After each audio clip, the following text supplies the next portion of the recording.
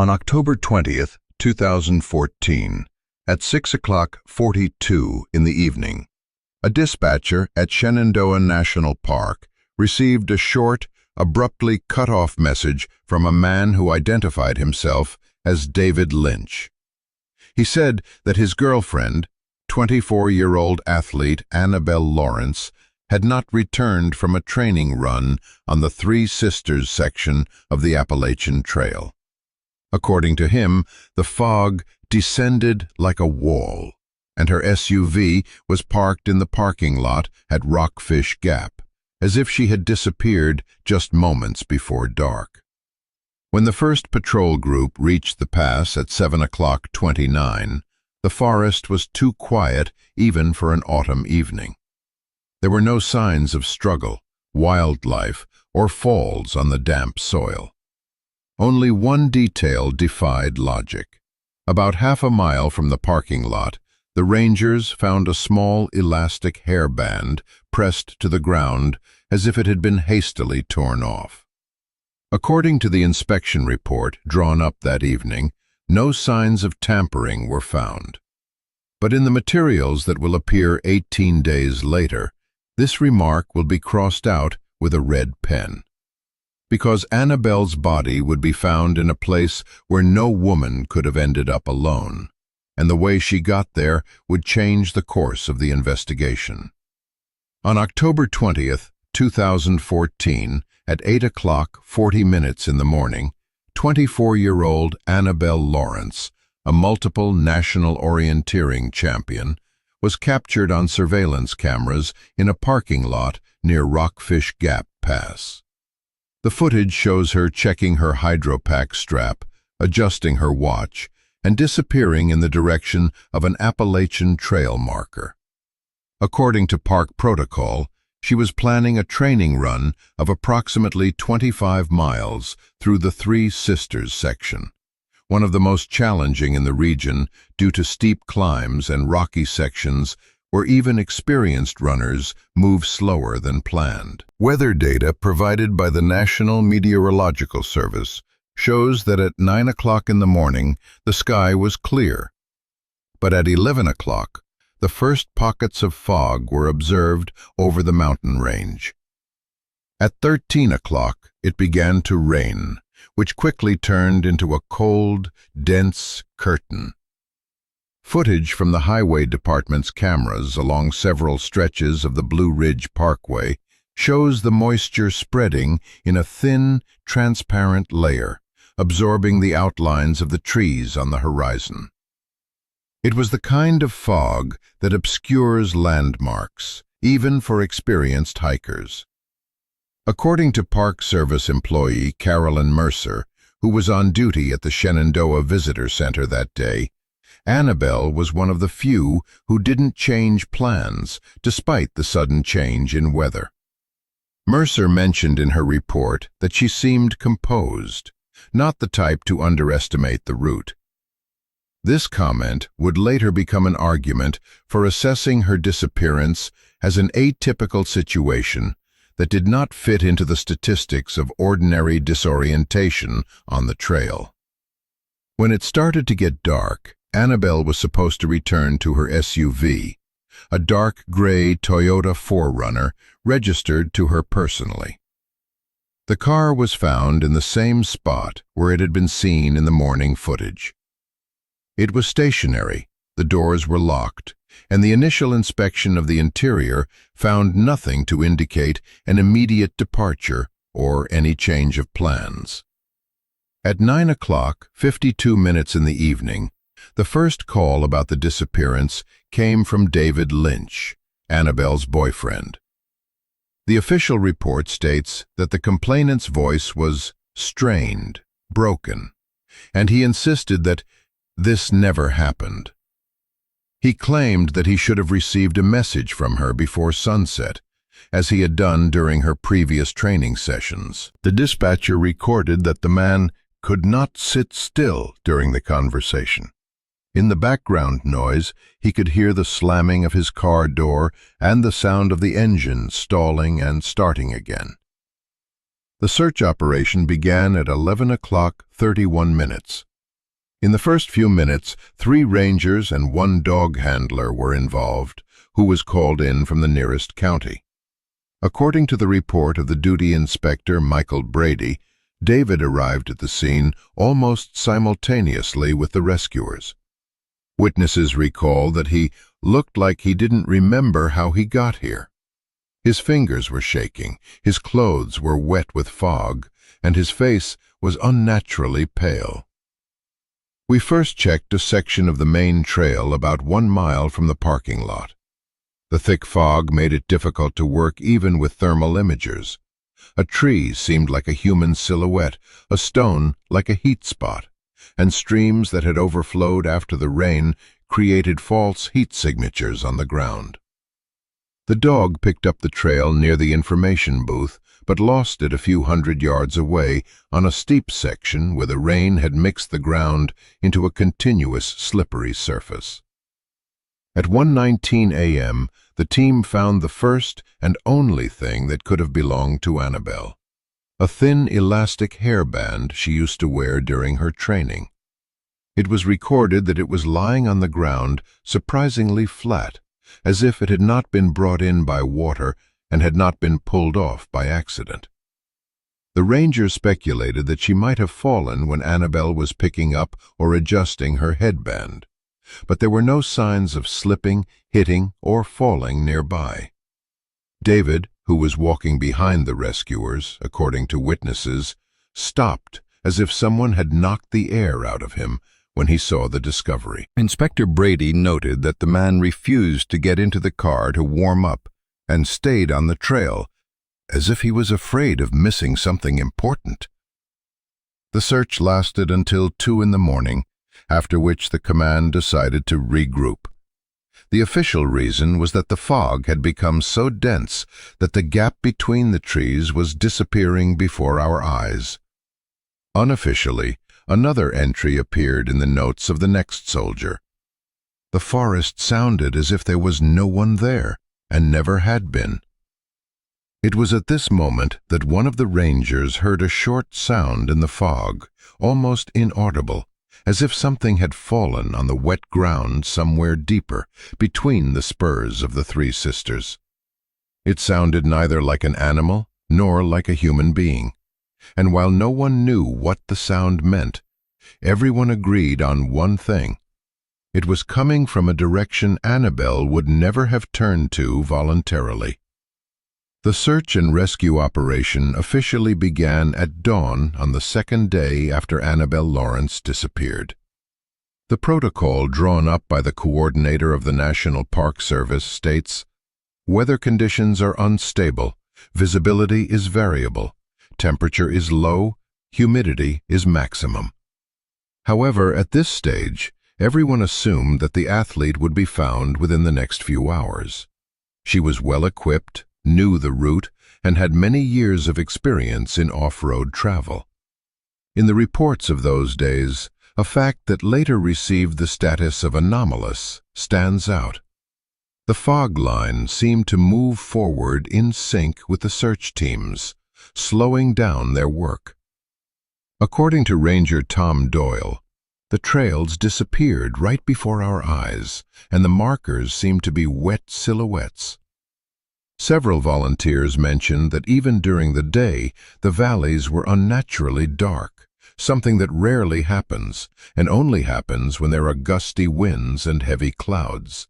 But that week, the wind was almost non-existent. The search teams expanded the perimeter to tens of miles, further from the main route, onto side trails, old stone quarries near Harrisonville, the gorges between the 3 sisters, and dry creek beds where temporary landslide or fall hazards could form after rains. Several teams went down to the banks of the South River, checking every small depression between the trees.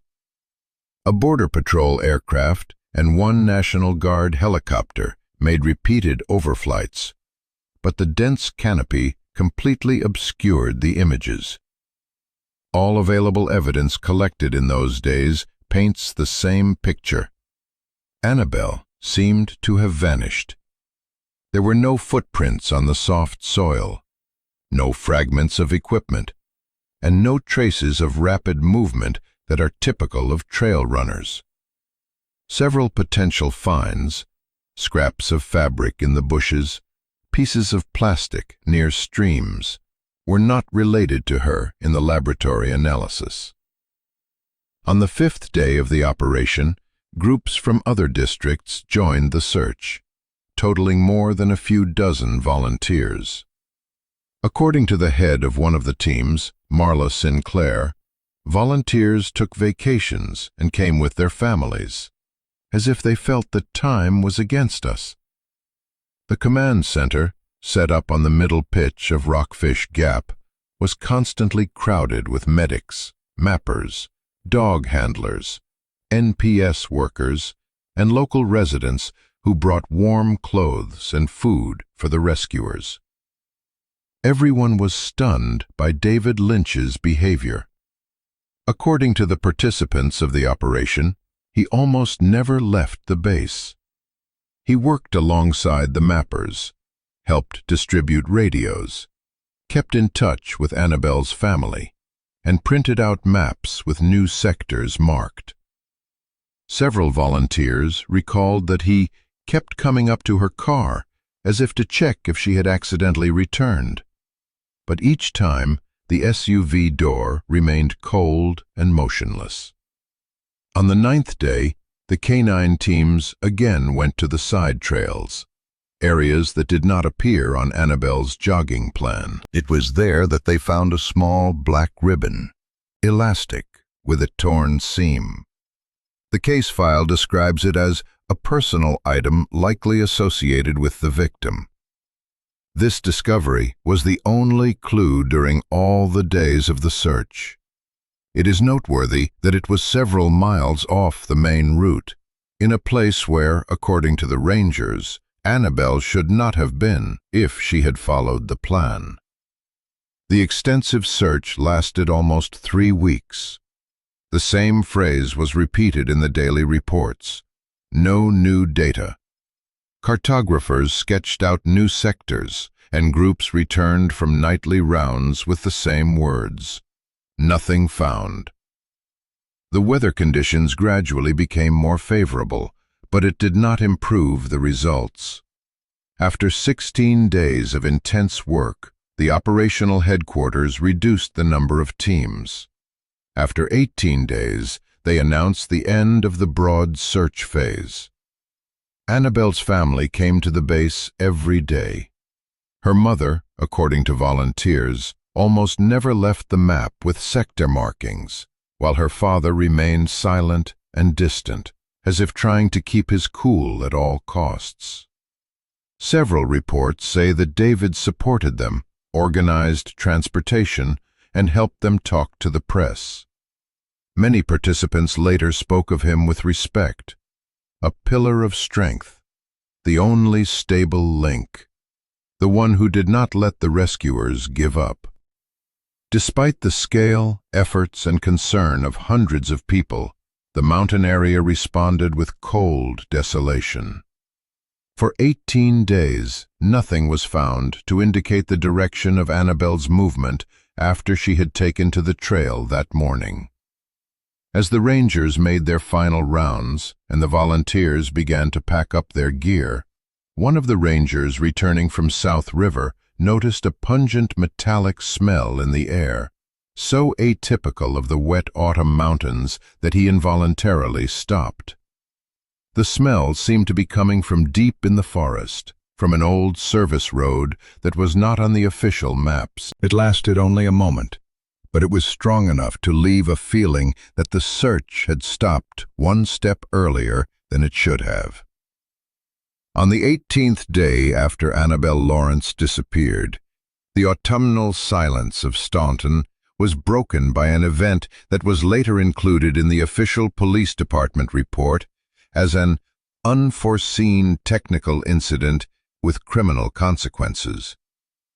That morning, the owner of the small roadside motel, Silver Spur, 55-year-old Mr. Clyde Gray, according to his testimony, planned to conduct another audit of the laundry room, a room that usually remained out of sight of guests and had old equipment installed before the building was renovated. According to Gray, the Maytag tumble dryer had been running intermittently for a week. At first, he thought the problem was a fuse or a drive belt. But in the morning of that day, the door of the machine stopped opening altogether. In a statement recorded by a Staunton Police Department investigator, Gray said that the metal latch felt like someone was holding it from the inside, although that was physically impossible. At 9:30 in the morning, Gray brought tools and lighting and began removing the front panel of the unit. He recalled that at that moment there was a faint smell of moisture and detergent in the room, but no harshness that could have alerted him to danger. It was only when he released the latches and tried to push the lock from the hinge side that the bolt finally gave way. After opening the door, Gray took a few steps back because, as he said, there was something inside that shouldn't have been there under any circumstances. In the car, curled up unnaturally compact, was a female figure.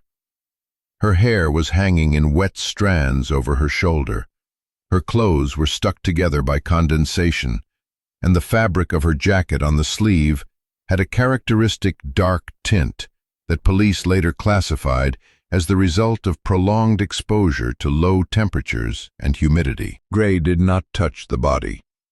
The report emphasizes that he immediately closed the door, left the laundry room, locked it, and immediately dialed 901.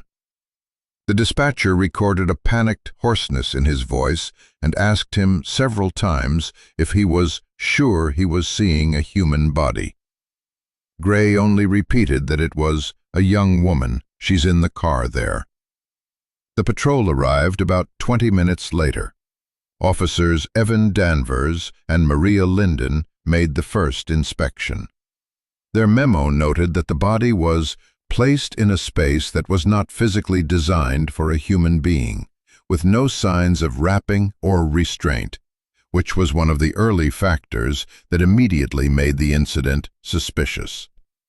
During the inspection of the laundry room, it was found that the dryer door was not blocked mechanically, but due to deformation of the internal mechanism, as if someone was pressing on it from the inside with a much greater force than the design allows.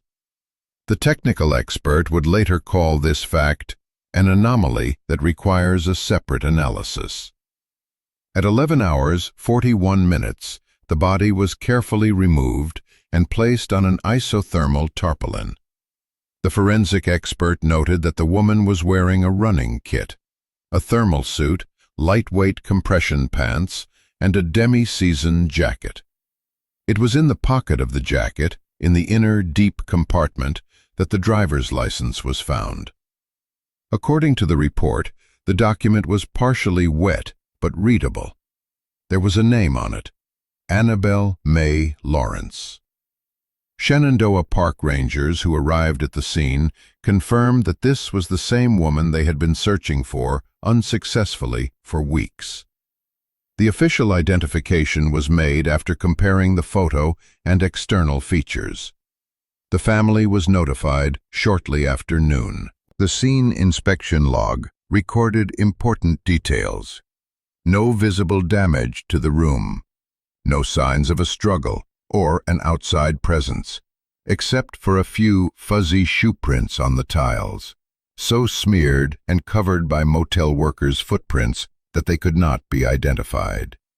Investigators also noted that the tumble dryer had not been working in recent days, not because of a shutdown or breakdown, but because of a failure of the locking mechanism. One clarification, written in the margins of the expert report, will later deserve special attention of the investigation. The smell in the drum was not that typical of a body in a closed space for a long time, but rather neutral, with a light, almost sterile tinge of detergent. This observation would later become an argument in discussions about when the body itself could have entered the machine. Gray, during the second interrogation, stated that he did not hear anyone using the laundry room during the night. He, the head maid, and the shift manager had all the keys to the laundry room, 3 sets.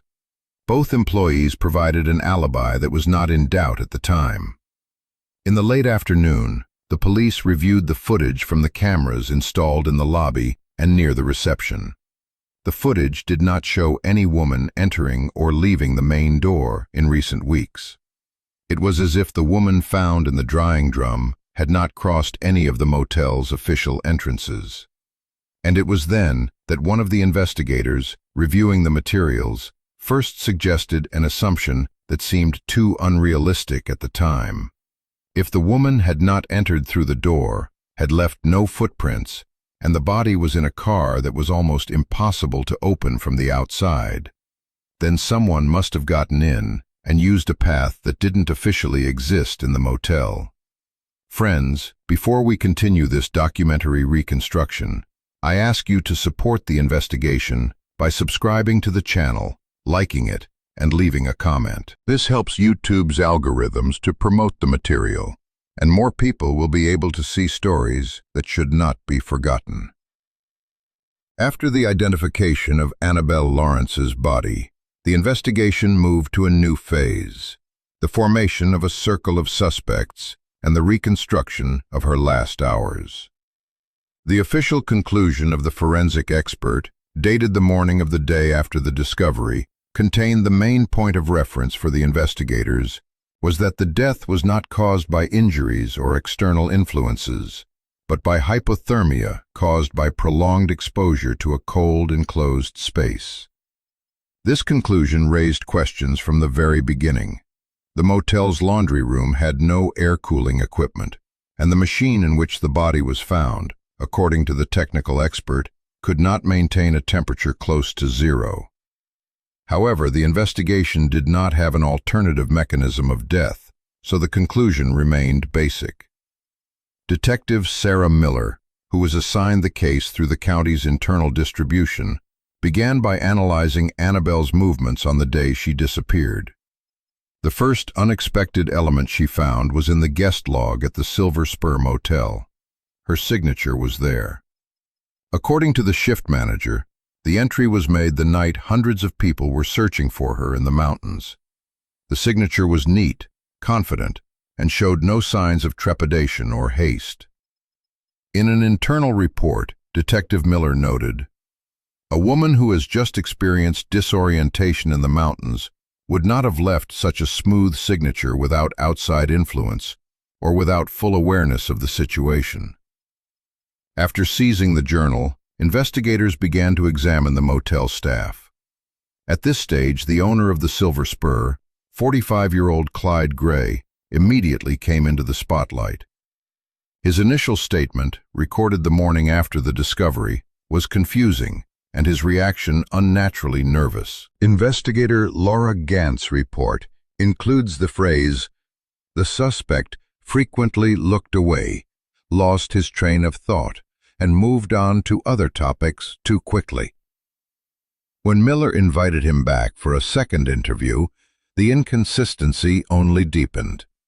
Gray changed the details of his story about his evening, could not accurately reconstruct the time period when he worked in the utility rooms, and did not recall leaving the building after 9 p.m. The alibi was reduced to general words and was not supported by testimony. The situation became more complicated when detectives searched the motel office and found a folder with photos. They depicted women, mostly young, athletic, many of them in running clothes. The shooting locations coincided with sections of trails around Rockfish Gap and Waynesboro.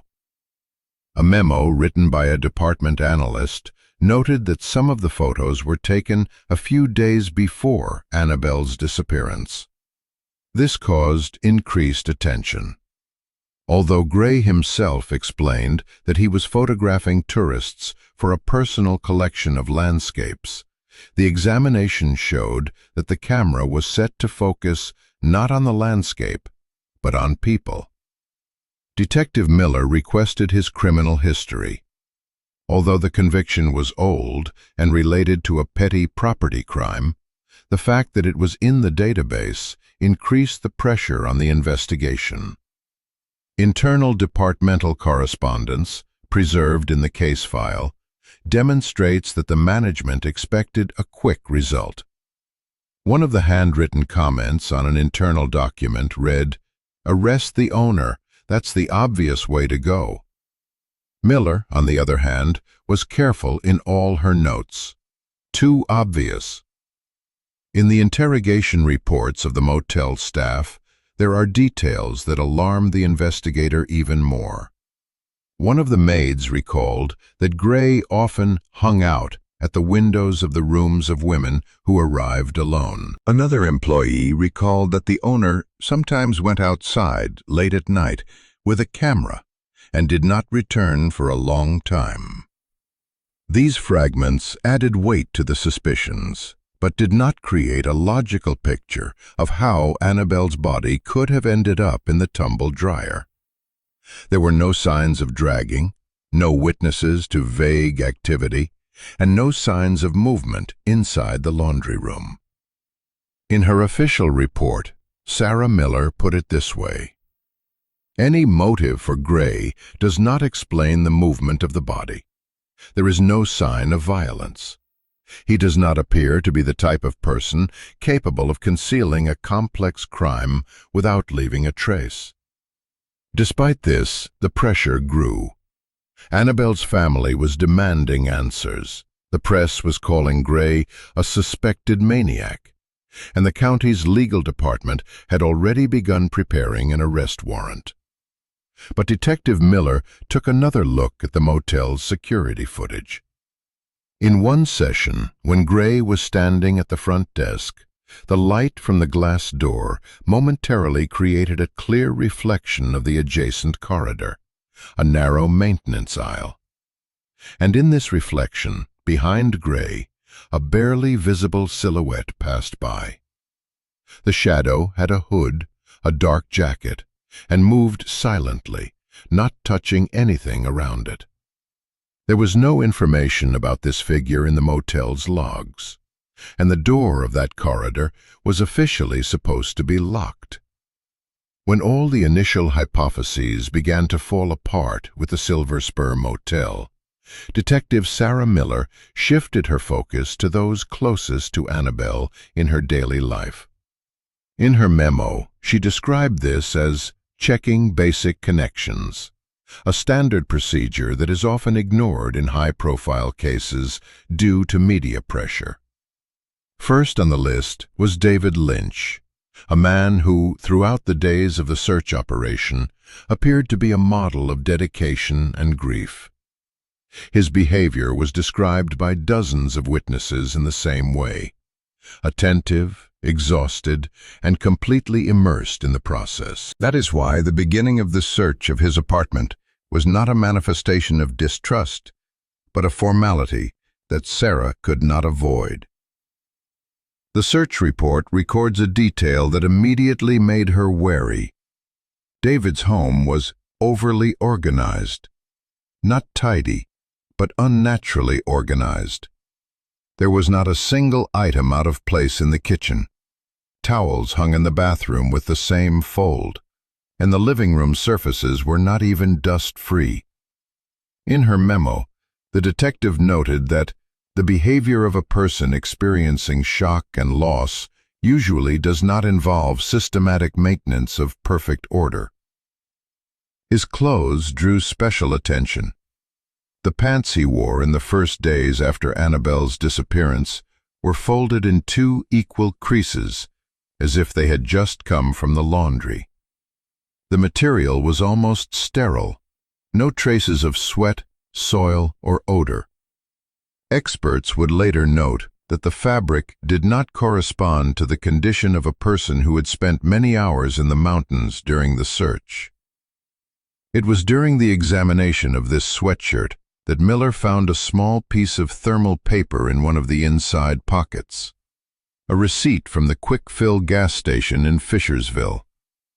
The time on it was the evening of Annabelle's disappearance. The place is a highway junction on the way to a motel, but far off the road the couple usually took to get home. Most importantly, in his initial statement, David claimed that he was at home that night and did not leave the apartment until he got the uneasy feeling that Annabelle was not returning. The receipt completely destroyed this version. Miller made a brief note in her internal report. The presence of the receipt in his pocket, which he himself gave for inspection, may not indicate forgetfulness, but overconfidence in his own legend. Next up is the financial analysis. The department's analytical unit prepared a table of the couple's joint account flows. 6 months before Annabelle's disappearance, a significant insurance payment was made. A life insurance policy with a sum that, upon death, would go to only one person, David Lynch. The insurance agent, who was later questioned, said that it was David who initiated the policy and that Annabelle didn't seem too interested, even though she signed the documents. After that, the financial data shows strange activity, small money transfers to suspicious online services, gambling platforms, and debits at night. An internal memo from the Accounting and Analytics Department states that the spending patterns are similar to those of people with gambling problems. Sarah requested David's payment history for the previous months. The results showed several recurring routes: the town of Fishersville, roadside gas stations, roadside shops, all on the same axis of travel leading directly to the Silver Spur. None of these trips were mentioned by him in any of his reports. The detective then returned to the testimony. One of the volunteers recalled that in the early days of the search, David disappeared from the base for an hour or longer several times, explaining that he had moved to another sector. But no one recorded any such movements in the logbook. Moreover, he was not in touch by radio during these hours. Gradually, Miller formed a picture of a person who carefully controls his image, but makes small mistakes typical of someone who is tired of hiding the truth. She made a short but telling entry in her office journal. There is nothing suspicious about a person grieving, but there is something unlikely about how smoothly he does it in front of everyone. Then, looking over the receipt from Quickfill again, she noticed a small detail: the cash register number. It corresponded to the one located in the side section of the gas station, which offers a direct exit to the road leading to the maintenance drive behind the Silver Spur Motel. And it was at this point that Miller first made the assumption that would later become the starting point of the real reveal. If David was lying about where he was that night, then perhaps he was also lying about who he was looking for. After the receipt from Fishersville changed the vector of the investigation, Detective Sarah Miller decided to return to the very first and, as it seemed at the time, the most obvious source of information: the surveillance cameras of the Silver Spur Motel. The attention to the video footage was already considerable, but it was possible to view the footage in a different way, not looking for answers, but for anomalies. In her memos, Miller wrote, "In cases like this, it's not the events in the frame that matter most, but the events on its periphery." This is what prompted her to review the evening's footage of Clyde Gray standing at the front desk. The image was grainy, but this time she noticed a reflection in the glass door. For a few seconds, a figure appeared in it, short, wearing a dark raincoat, hood pulled down, hands in pockets. The figure moved quickly, confidently, almost gliding past the camera's visual field, until it disappeared into the corridor of the technical wing. This corridor, according to the building plan, was closed to guests, and the doors to it were supposed to lock automatically. In the recording, the lock was slightly off, as if someone had already opened it earlier. Miller set the video to slow motion. The figure showed no sign of the hesitation or chaos typical of a person looking for a way out. The movement was purposeful, the way someone who knows exactly where they need to go moves. This observation undermined the last doubts about Gray. Just because he didn't see anyone that night didn't mean that no one entered the motel. In an internal memo, Miller wrote, "His lie may not be about guilt, but fear." With the new evidence, Clyde Gray was called in for a second interrogation. The minutes record that this time he was much calmer, as if the presence of the facts had freed him from the need to be on the defensive. After a few general questions, he confessed what he had been avoiding for a long time. He had found Annabelle's body not by accident, but early in the morning before the police arrived. According to him, he went into the laundry room to check if the pipe was leaking. The door of the dryer was open just a few inches. Gray thought that one of the maids had forgotten to finish the cycle. When he tried to close the door, he felt the air moving inside, and then saw the outline of a body. The report states that Gray lost his balance and stood for a long time holding onto the wall. After that, he said, he closed the car door, blocked it with a towel, and went to the boiler room, where he sat for a while trying to collect his thoughts. Fear of being blamed, because of his old criminal record, because of the lack of witnesses, because of his reputation as a strange motel owner, pushed him, in his words, to do something stupid. He locked the dryer door, hid the laundry key, and tried to act as if nothing had happened the next day. Detective Miller noted in her memo that Gray's motives, fear, not criminal gain, explained his nervous behavior.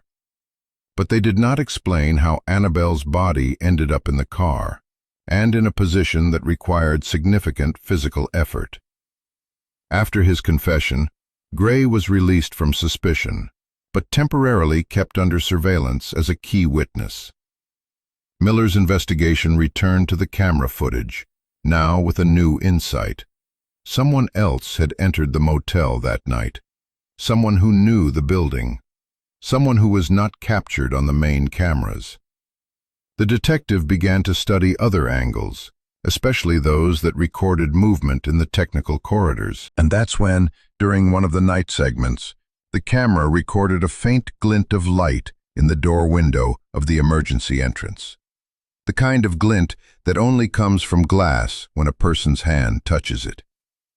The video lasted less than a second, but it was enough to make it clear. The person who came into the motel that night was not the first time. When Detective Sarah Miller formed a complete chronology of David Lynch's movements on the day of Annabelle Lawrence's disappearance, she saw a picture that left no room for chance. Gradually, step by step, the fragments that at first seemed incompatible began to assemble into a single scheme, cold, planned, and executed with precision by a person who had a motive, time, and knowledge of the victim's route. The department's analytical team confirmed that David's debts to illegal online platforms reached a significant amount. The financial analysis report noted a cycle of regular transactions, similar to the activity of a person trying to get even at any cost. Annabelle's insurance policy, taken out 6 months before her disappearance, now looked not like foresight, but like a safety net for a future plan. As part of the reconstruction of the routes, the investigation found that on the day of Annabelle's disappearance, a storm over the Three Sisters area had indeed created a communication blind spot where the mobile signal was unstable.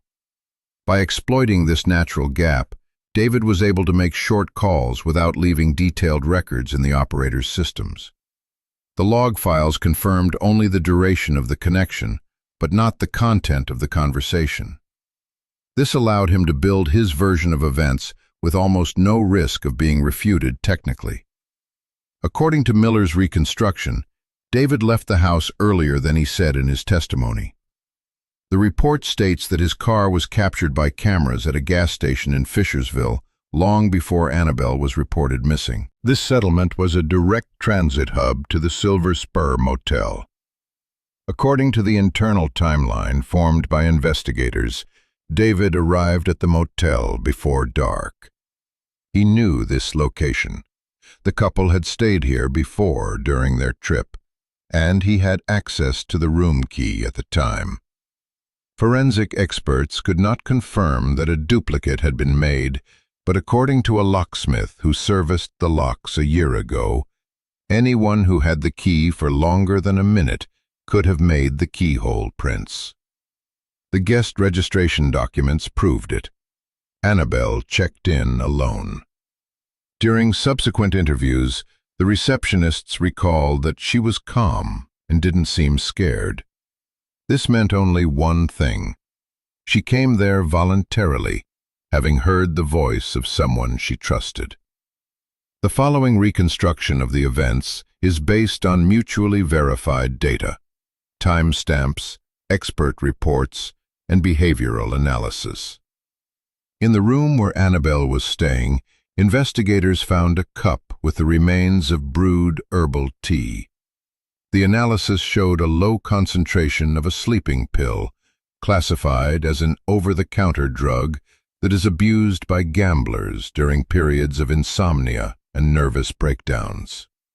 It was not a potent drug, just enough to put a person exhausted by cold and fatigue into a deep sleep. According to a biomechanics expert, Annabelle's body could have been moved without signs of struggle in this state. Internal investigative notes described this stage as the camouflage care phase, the moment when the perpetrator simulates help before inflicting harm. Moving to the laundry room required going through a technical corridor. It was along this route that the hooded shadow captured by the camera moved.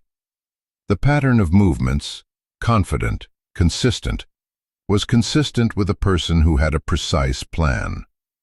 The tumble dryer in which the body was later found was an outdated model, but capable of producing a critical temperature in the first few minutes of operation. Due to poor ventilation, condensation quickly formed inside the drum, and the heat stroke was followed by a sharp drop in temperature when the cycle switched to cooling mode. It was this, a short wave of heat, followed by a long, gradual drop in temperature, that forensic experts identified as the main factor in hypothermia. Prolonged exposure to wet, cold steam, they concluded, was fatal for a person in a state of medically induced drowsiness. The experts described the mechanism of how the body ended up inside the machine in a curled-up position as an operation requiring time, coolness, and physical fitness. David met all of these parameters. According to his friends, he regularly trained in weightlifting and had experience in weightlifting. In her memo, Miller summarized her main conclusion. The entire picture points to a crime planned not on impulse, but with precise timing, geography, and human behavior. After that, the most important thing to determine was how he left the building without being caught on the main cameras. It was this question that led her to a new fragment of the recording, one that had previously been considered technical noise. For a few seconds in the corner of the screen, she could see the emergency exit door slightly open and then close by itself, without a single shadow in sight. And then Miller came to a conclusion that changed everything. The perpetrator didn't just know the building, he knew how to avoid her eyes. David Lynch's arrest took place early in the morning, the day Detective Miller gathered a complete chronology of his movements and presented it to the district attorney. The arrest report describes that Lynch did not resist. He stood on the threshold of his apartment, stared silently at the floor, and did not ask for a lawyer. According to the officer who handcuffed him, he looked like he already knew this moment was inevitable.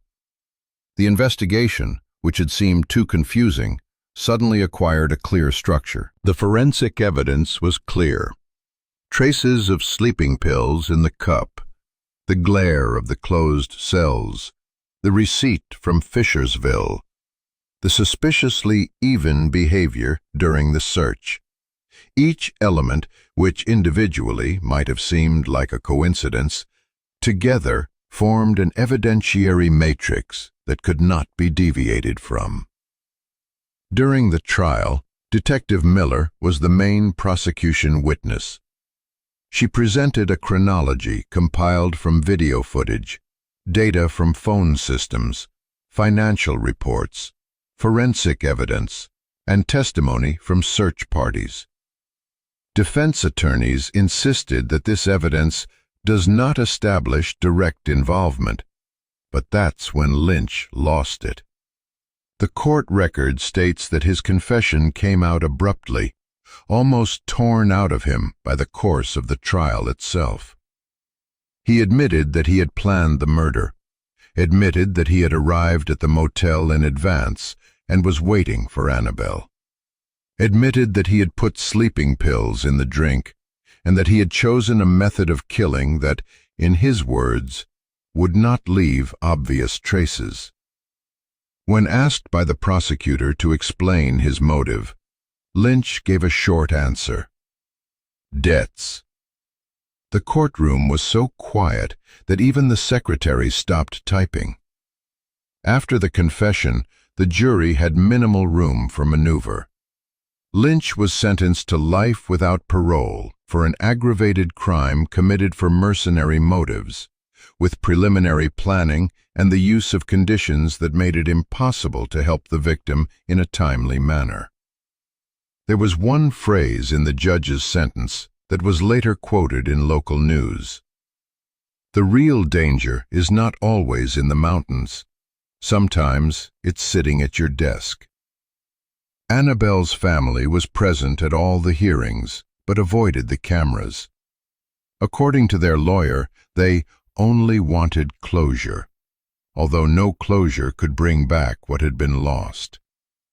After the verdict was announced, Annabelle's mother was the first to leave the courtroom without saying a word. The sheriff's department released a statement saying the case was closed. The investigative materials were transferred to the archive. But for neither Detective Miller nor those involved in the search, the ending looked like a victory. In an internal memo, Miller wrote, "This crime was not impulsive. It was cold. And cold doesn't leave noise. It leaves a void. The place where Annabelle was last seen alive remains the same. A quiet stretch of the Appalachian Trail, where the fog easily hides footprints and the trees stand still as if they were keeping their own secrets." The volunteers who took part in the search still recall feeling something elusive at the time, as if the forest knew more than it was saying. For many, Annabelle became a symbol of the fact that even the most experienced person is not protected from danger, which comes not from the wild, but from the person to whom they entrusted their lives. Her death reminded us that the real trap is not always in the paths that disappear into the fog. And although the court put an end to the case, the silence after the verdict remained as cold as the autumn night she disappeared.